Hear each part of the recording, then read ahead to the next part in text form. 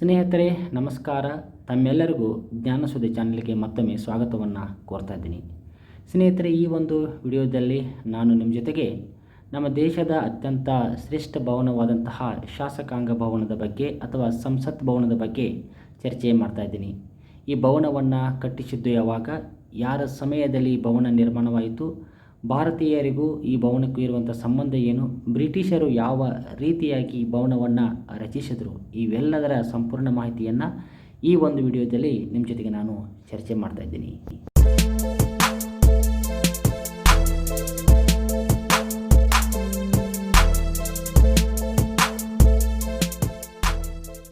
ಸ್ನೇಹಿತರೆ, ಈಗಾಗಲೇ ನಿಮಗೆ ತಿಳಿದಿರುವಂತೆ ಭಾರತ ಒಂದು ಜಗತ್ತಿನ ಅತ್ಯಂತ ಶ್ರೇಷ್ಠ ಪ್ರಜಾಪ್ರಭುತ್ವ ವ್ಯವಸ್ಥೆಯನ್ನು ಹೊಂದಿರುವಂಥ ರಾಷ್ಟ್ರ. ಇಂಥ ಒಂದು ರಾಷ್ಟ್ರಕ್ಕೆ ಶಾಸನಗಳನ್ನು ನಿರ್ಮಿಸಲಿಕ್ಕೆ ಒಂದು ಸಂಸತ್ ಭವನದ ಅವಶ್ಯಕತೆ ಇತ್ತು.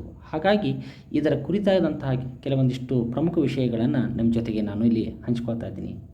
ಈ ಸಂಸತ್ ಭವನ ಇದು ಅಸ್ತಿತ್ವಕ್ಕೆ ಬಂದಿದ್ದು ಜನವರಿ 26, 1950 ಮತ್ತು ಇದು ಕೊನೆಯದಾಗಿ ತನ್ನ ಕಾರ್ಯವನ್ನು ನಿರ್ವಹಿಸಿದ್ದು 2023. ಅಂದರೂ ಸರಿಸುಮಾರು 73 ವರ್ಷಗಳ ಇತಿಹಾಸವನ್ನು ಇದು ಹೊಂದಿದೆ.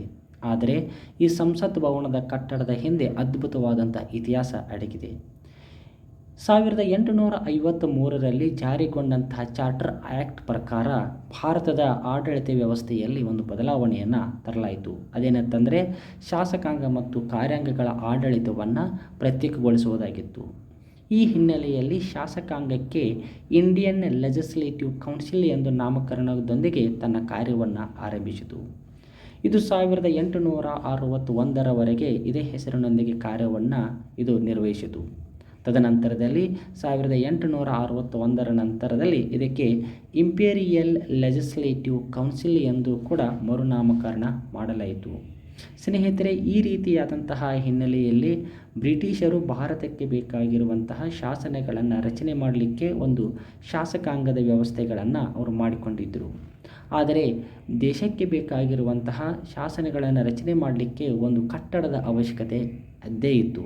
ಸೊ ಈ ಕಾರಣಕ್ಕಾಗಿ ಬ್ರಿಟಿಷರು ಭಾರತದಲ್ಲಿ ಒಂದು ಸಂಸತ್ ಭವನವನ್ನು, ಪಾರ್ಲಿಮೆಂಟನ್ನು ರಚನೆ ಮಾಡಲಿಕ್ಕೆ ಒಂದು ವಿಶೇಷವಾದಂತಹ ತಂಡವನ್ನು ರಚಿಸುವಂತಹ ಪ್ರಯತ್ನವನ್ನು ಮಾಡಿದರು.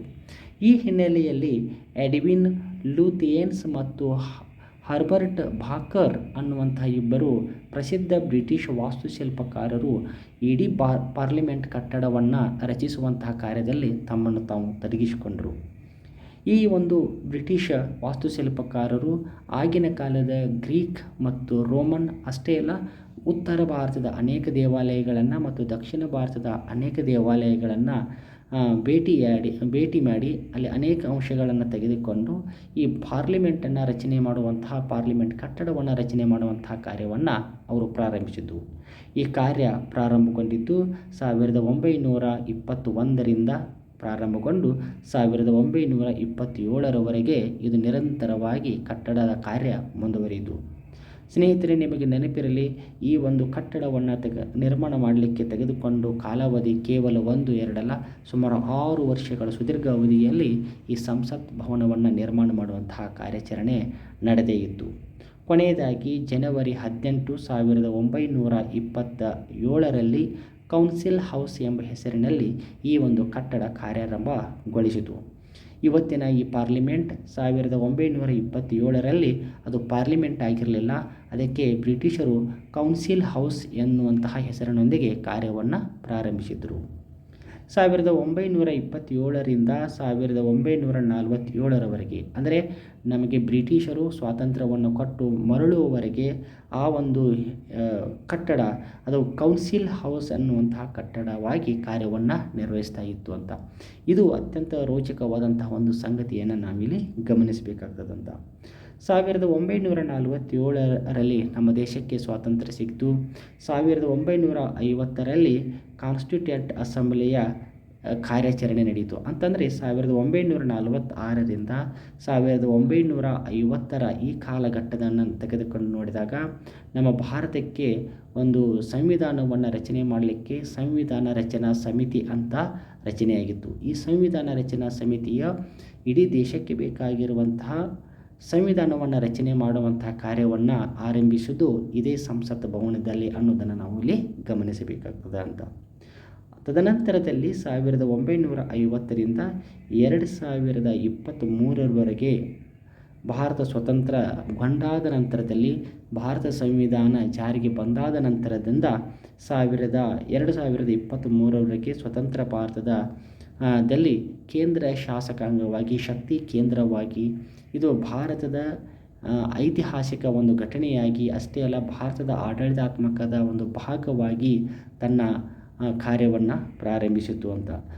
ಈ ಒಂದು ಹಿನ್ನೆಲೆಯಲ್ಲಿ 1950ರಿಂದ 2023ರವರೆಗೆ ಈ ದೇಶದ ರಾಜಕೀಯ ವ್ಯವಸ್ಥೆಯಲ್ಲಿ ಅತ್ಯಂತ ಏರಿಳಿತಗಳನ್ನು ಅನೇಕ ಐತಿಹಾಸಿಕ ದಾಖಲೆಗಳನ್ನು ಮಾಡುವಂತಹ ಕೆಲಸವನ್ನು ಈ ಸಂಸತ್ ಭವನದಲ್ಲಿ ನಡೀತು ಅನ್ನೋದನ್ನು ನಾವಿಲ್ಲಿ ಅರ್ಥೈಸ್ಕೊಳ್ಬೇಕಾಗ್ತದಂತ.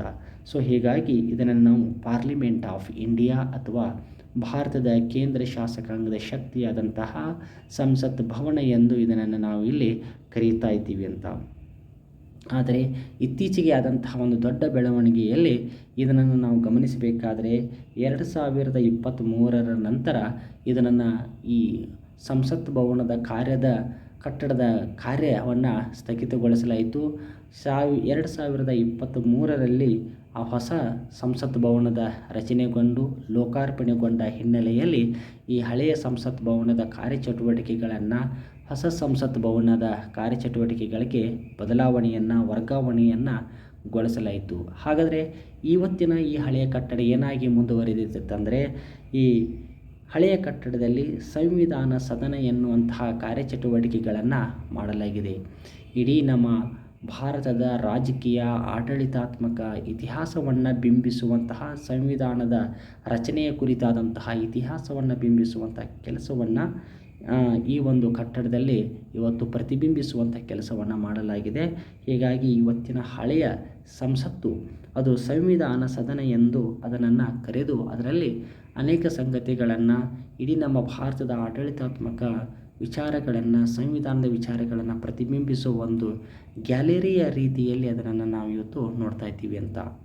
ಹೀಗಾಗಿ ನಮ್ಮ ದೇಶದ ಅತ್ಯಂತ ಶಕ್ತಿ ಕೇಂದ್ರವಾದಂತಹ ಇವತ್ತಿನ ಪಾರ್ಲಿಮೆಂಟ್ ಸಂಸತ್ತು ಅಥವಾ ಸಂಸತ್ ಭವನದ ಕುರಿತಾದಂತಹ ಐತಿಹಾಸಿಕ ಸಂಗತಿಗಳನ್ನು ಈ ಒಂದು ವಿಡಿಯೋ ನಿಮಗೆ ಕಲ್ಪಿಸಿಕೊಟ್ಟಿದೆ ಅನ್ನುವಂತಹ ಮಾಹಿತಿಯ ಜೊತೆಗೆ ಇವತ್ತಿನ ಈ ಒಂದು ವಿಡಿಯೋನ ನಾನಿಲ್ಲಿ ಮುಗಿಸ್ತಾ ಇದ್ದೀನಿ. ಇಂತಹ ಅತ್ಯಂತ ಉಪಯುಕ್ತವಾದಂತಹ ಮಾಹಿತಿಗಾಗಿ ಈ ಒಂದು ಚಾನಲನ್ನು ಸಬ್ಸ್ಕ್ರೈಬರ್ ಆಗಿರಿ ಅನ್ನುವಂತಹ ಮಾತಿನೊಂದಿಗೆ ಈ ಒಂದು ವಿಡಿಯೋನ ಮುಗಿಸ್ತಾ ಇದ್ದೀನಿ. ಎಲ್ಲರಿಗೂ ನಮಸ್ಕಾರ. Thank you.